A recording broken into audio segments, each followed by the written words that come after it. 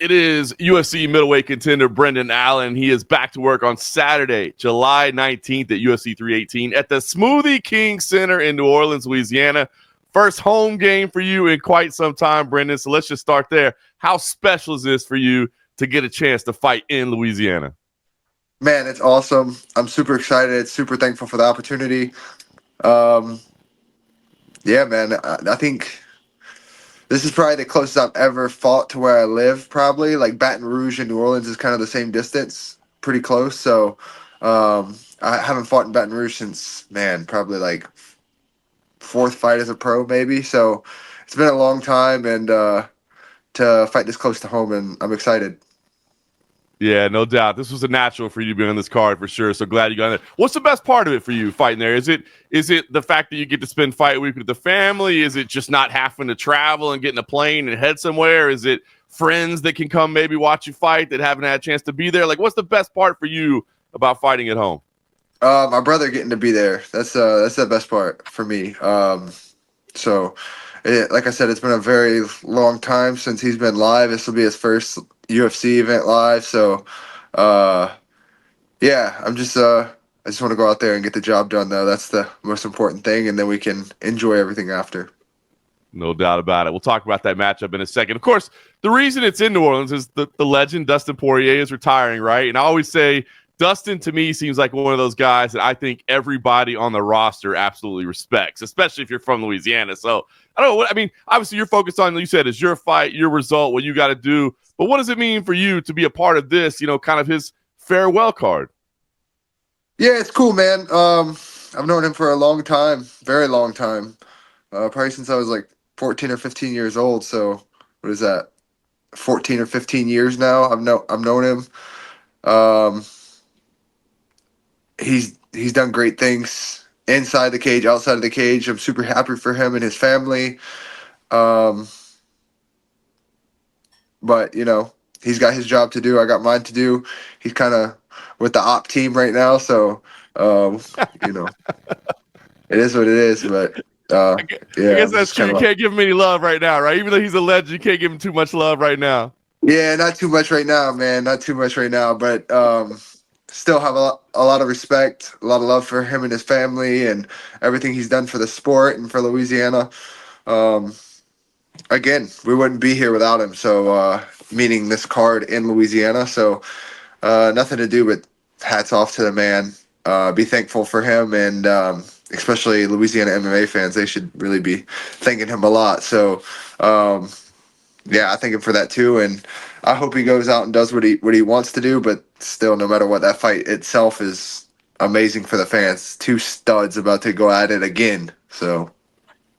Well, I love it, man. They picked a great room to go out on. Last thing I want to ask you about Louisiana, you're going to have to do a bunch of interviews, I'm sure, leading into this. Now, you're going to talk to people that call it New Orleans, and then you're going to talk to people that do that weird thing where they try to get too hard and they go like Nolans or whatever. Like, do you correct people? Do you tell them like, hey, man, this is how you say it. Stop being so weird about it. Nah, man. People want to do what they want to do. It is what it is. I probably, if I try to go to a different demographic or a different region too, I'd probably say things too. So it is what it is. Just let people be people. I ain't trying to change nobody. I love it. See, that's the Louisiana New Orleans mentality right there. Just have a good time. So, all right, let's talk about it, man. Fight with Marvin Vettori. Look, it's a matchup that's been brewing for an awful long time. There was an alleged altercation, we'll say, in a Florida casino. Did we ever actually determine if that was you? Like, I think there's been some conflicting reports whether you were actually in that hotel or not. Have we determined if that was actually you or not? Hey, man, they say it was me, but yeah. Yeah. I guess it was me. So what does it mean? I mean, like I said, this has kind of been brewing for a little while, but when they put this matchup together, I mean, is this like a personal type thing for you, or is this more just about you getting the result that you need? I know you've had a couple of frustrating setbacks. I mean, so when you look at this fight, is it, yeah, I got to set this dude right, or is it more just about what you have to do for yourself? Man, I don't take none of this personally. Like, do I like the guy? No. Is it fuck him? Yeah, it is. It's that now. It's that after. No matter what the outcome is. So it's like, it is what it is. Like, don't get me wrong. It could be squashed, but it ain't gonna be for me because I didn't in my eyes, I didn't start it. So, um, but for me, it's he can do all the antics, all the talking he wants. He can say what he wants. He can do everything. For me, it's just business. I'm gonna go out there. I'm gonna be the best version of me that I can be, and I'm gonna get back on track to the belt. That's literally all it is for me. I made some changes, uh, and they're gonna show next Saturday, and I'm gonna show that I'm still belong at the top, and I need to go back to the belt. I was one fight away, and yeah, now hopefully I'm like 3 or 4, hopefully, depending on performances and opportunities and matchups, Um, but no matter what, if I don't get through him, then none of that matters anyway. So the goal is just getting through him. Yeah, no doubt. I think you're still right in the middle of it. You're still in the rankings, and like you said, a couple of fights can change everything. You talked about those changes, man. I mean, you made real changes. You went to Chicago, you went to Valley Flow. Like, how did that all come about? How did that decision come? Because obviously you were working with a bunch of great guys in Florida as well, but you made this move. Yeah, so I obviously I've known Belal for a really long time from our Rufus Sport days, and we've always stayed in contact, stayed talking, we've been friends for all that time. And he's been telling me to come try and like just come check it out. So I went when he was preparing a little bit for his last fight, and just to see like the attention as far as like how much knowledge and how much effort and how much focus was on him and his opponent and what they needed to do and the repetitions they did and just how they approached the fight and the game plan and everything. I just really liked it, and I felt that was something that I really never had. And so yeah, I did the first part of my camp at Killcliff. So yeah, I did the first part there, just going hard, live goes, and then um, after that, I did all my game planning, um, and repetitions, things like that. Everything for the game plan was in Chicago. We did a little bit, before that I could try while I was in Florida, but a lot of repetitions and focus on that in Chicago, and it was great, man. I couldn't ask for anything more. I learned a lot. Had a lot of attention as I said, that focusing on the game plan, things that I can add to my game, holes in the game to change. Um, so yeah, it was finally not plateauing anymore and growing. That's awesome, man.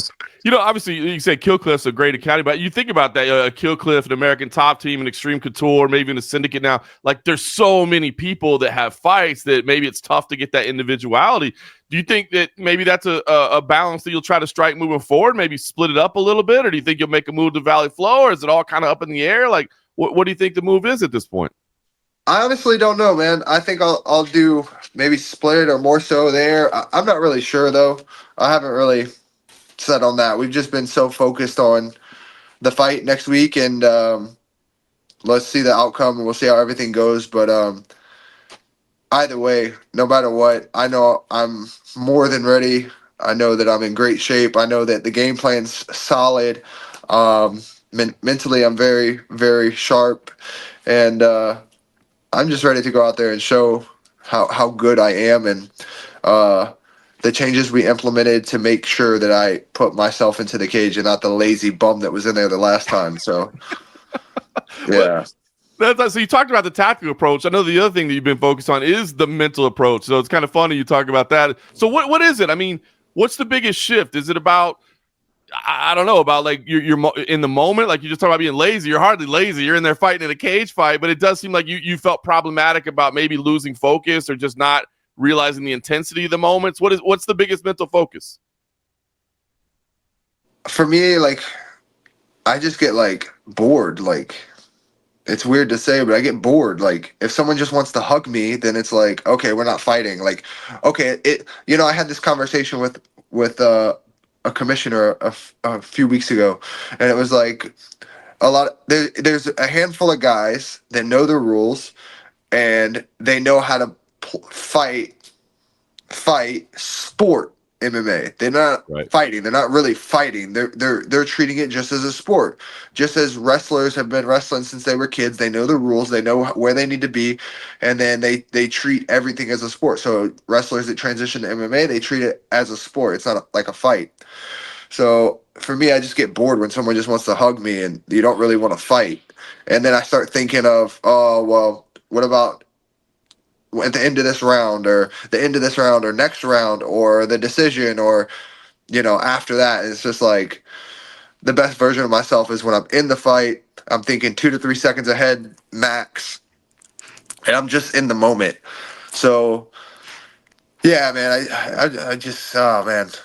The last one sucks. I'm so frustrated myself. I lost to the same guy now twice.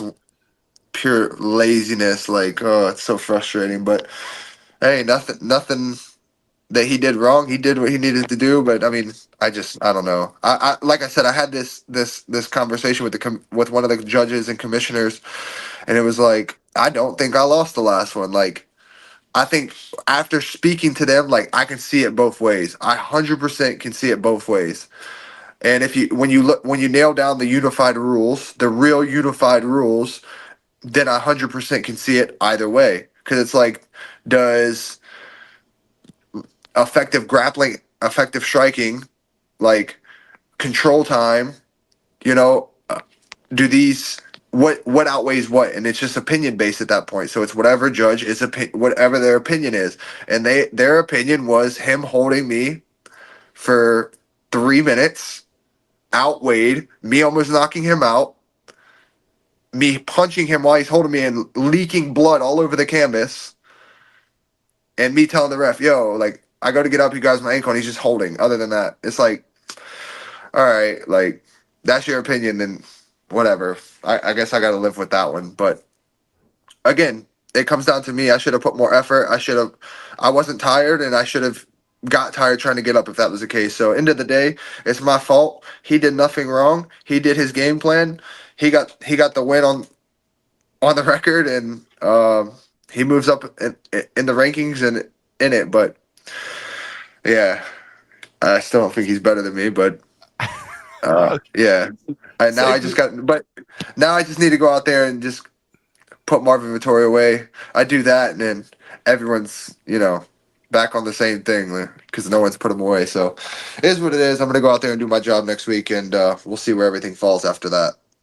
It's funny. It's safe to say you're not over that last result. It's a little frustrating, but I think your insight is so big. Like, you spend the first part of your MMA career just getting comfortable in the cage, right? Because it's chaos in there, it's wild in there, and then it's like you reach a level of experience where you're almost too comfortable in there. You got to remind yourself that like every second counts, and not to be comfortable in here. Like, I got to make things happen and not just accept certain positions.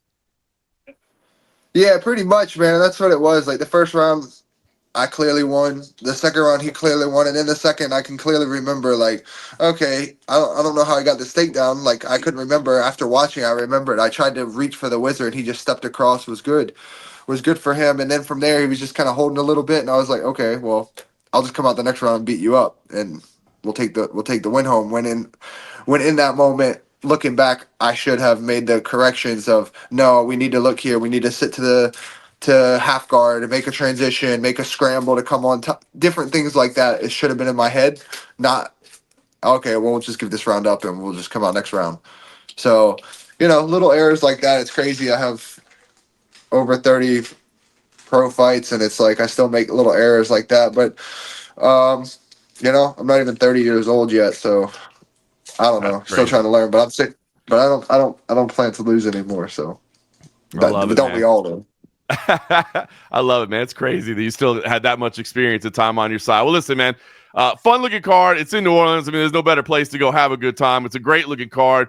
Certainly, obviously, a lot of the talk is going to be about the BMF title fight, Max Holloway, Dustin Poirier, but this should be an incredible fight too. So it sounds like this is a really important night for you, as you said. Not personal, just got to get back on that winning streak. Sounds like you want to go out there and finish this guy. So what do we see in this fight?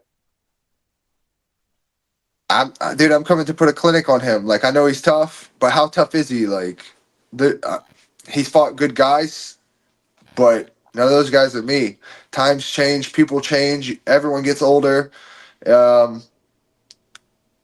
So we're gonna see. I'm gonna test everything for myself. Like, he's tough, he's this, he's that. Well, I'm gonna find out. I'm gonna get all the answers that I need for myself. He'll get all the answers that he needs about me, and at the end of the night, we'll see whose hand's raised, and I expect it to be mine. I love it, man. Well, it's a fight that's been brewing for quite some time. I know it's a big moment for you. You need the result, and you get to do it at home. Brandon, appreciate the time. We'll be tuned in. Looking forward to it. Appreciate it, man. Appreciate it. Have a good day.